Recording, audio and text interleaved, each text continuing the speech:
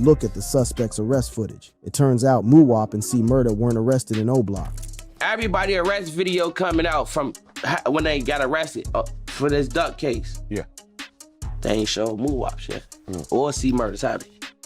Have y'all saw Muwop and C Murder go to jail on camera yet? Because everybody else involved in that case, arrest footage is on camera.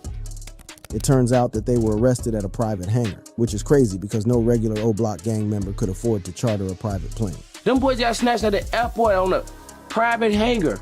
What's interesting is that at the time of their arrest, Vaughn was already dead. That would leave one person with that kind of money to fly out Muwapo and see Murder on a private jet, Lil Durk. Vaughn is dead, right? Okay, well, How the is these paying for a jet? Durk is also suspected of ordering the death of one of Duck's closest homies, FBG Cash, for disrespecting Vaughn's mural. When King Von was killed, Cash decided to take a photo next to the mural showing his middle finger. However, instead of having kind words for the deceased rapper, he captioned the post saying, "Whole world witnessed yo main sniper get his splacked." This stunt did not go down well with Vaughn's guys, and especially with Vaughn's best friend, Lil Durk. Lil Durk decided to stick up for Vaughn by warning Cash in his song Computer Murderers, where he raps sneaking pics by Von Morale like Lil Bro won't come out and spin. Seemingly enjoying the attention, Cash would use Durk's beat on Computer Murderers and continue dissing King Von singing, "Von got his ass clapped. You had us thinking he was stretched." Cash even started trolling his ops in interviews. In one interview, he was asked about his infamous stunt at King Von's mural. He responded by saying that Lil Durk had told him to do it. Then I think at some point you take the picture in front of O-Block, in front of the King Von mural. So what was going on with all that? Durk told me to do that.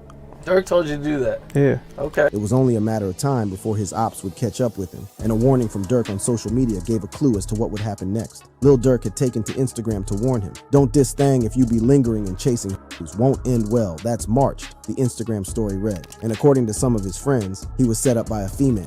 And dad, like 5 o'clock that morning, you was loose as hell, trying to ride around with in a rack. Come on, bro, ain't no doing that, cuz. You know better, like, these set you up. On the 9th of June 2022, Cash was picked up by a female friend and headed for a nightclub. After the club, the rapper took her to a friend's house to sleep with her. At around 5 in the morning, Cash drove the car home with the girl in the back seat. According to her, she was tired and wanted to sleep. A few minutes later, Cash stopped at the stop sign on the 1600 block of West 81st when a car cut them off. 3 men jumped out and opened fire. Cash exited the vehicle as he shot back. However, he was soon overpowered. Cash was later taken to Christ Hospital in Oak Lawn, where he succumbed to his injuries. According to reports, a few weeks before the tragic incident that claimed his life, FBG Cash was involved in a shooting in which even he suspected that the female he was with had set him up. Luckily, only his arm was grazed by a bullet, and he lived to tell the tale. When I went to look, I was like, damn.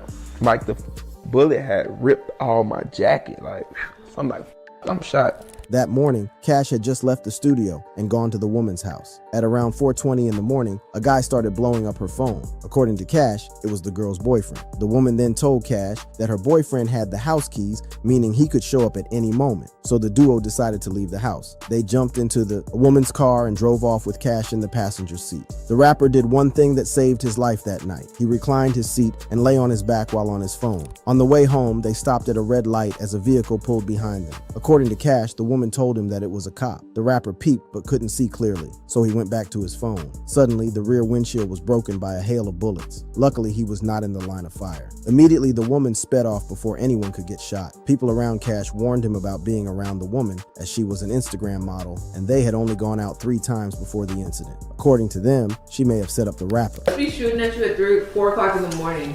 And who would know where I was at? Exactly. Like, fuck, I wasn't, And like, who you would know her car? You can't see in my car, and then fucking, it's not like I was sitting straight up in her car, and then like, if she did set me up, like, she did it with the wrong people, because they didn't kill Cho. While Durk has clearly been implicated in several murder-for-hire plots, there are multiple rappers who've been caught up in similar charges, including one of Durk's industry best friends, King Von, rappers who paid for murder.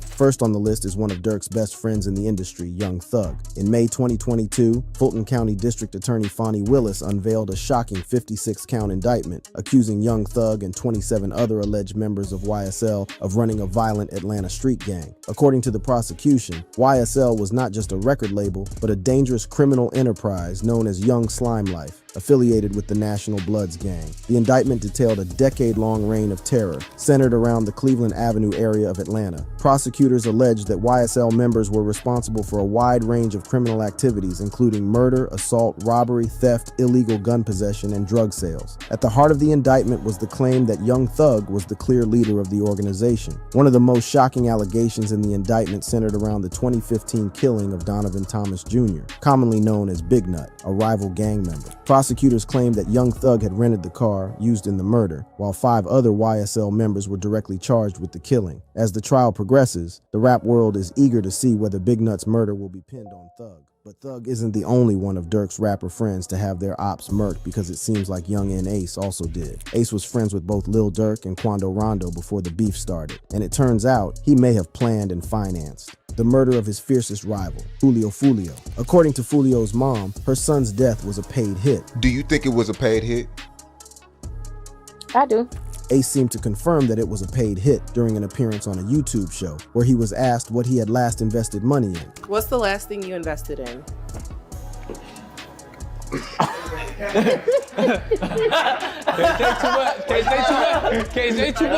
And while Lil Durk rewarded his gang members with money and lucrative music deals for carrying out hits, this next rapper was also accused of rewarding his associates with expensive dinners. This is none other than New York drill rapper Chef G's gang, which had extended its tentacles from Brooklyn to Manhattan and even across state lines to New Jersey, was accused of ordering, orchestrating, and executing acts of chaos that left the community in its wake trembling. Brooklyn's district attorney, Eric Gonzalez, revealed that the rapper had used his financial gains to help facilitate further gang activity, encouraging members to partake in violent crimes. One such act of violence, a mass shooting in Brooklyn, stood out for its sheer audacity and brutality. The suspects had reportedly pulled up in a vehicle and unleashed a hail of bullets on members of a rival gang. The chaos that ensued saw 1 person killed and 5 others injured as bystanders fled the scene in terror. The aftermath of the shooting saw Chef G allegedly rewarding the shooters with a lavish steak dinner at a Manhattan restaurant. The last rapper once had beef with Durk and Vaughn and almost had one of their friends, Chief Keef, murdered. The tension between the 2 rappers was obvious, with both artists exchanging jabs and threats through social media and their music. As the rivalry intensified, Tekashi 6ix9ine's association with Kuda B, a fellow rapper and member of his inner circle, became increasingly significant. Kuda B, whose real name is Kentea McKenzie, was known for his loyalty to 6ix9ine and his willingness to support him in various endeavors. This relationship would soon play a crucial role in the events that unfolded. The animosity between 6ix9ine and Chief Keef reached a boiling point in the months leading up to the shooting. In a series of online exchanges, 6ix9ine taunted Chief Keef and his associates. In the midst of this escalating feud, a video surfaced in November 2018 that would later become a key piece of evidence. The video, released by TMZ, showed Tekashi 6ix9ine on FaceTime with Tato, Chief Keef's cousin. During the call, 6ix9ine inquired about Tato's whereabouts and whether he would be with Chief Keef during his visit to New York City. In a shocking revelation, 6ix9ine claimed to have a 30-pack, referring to a $30,000 bounty out on Chief Keef.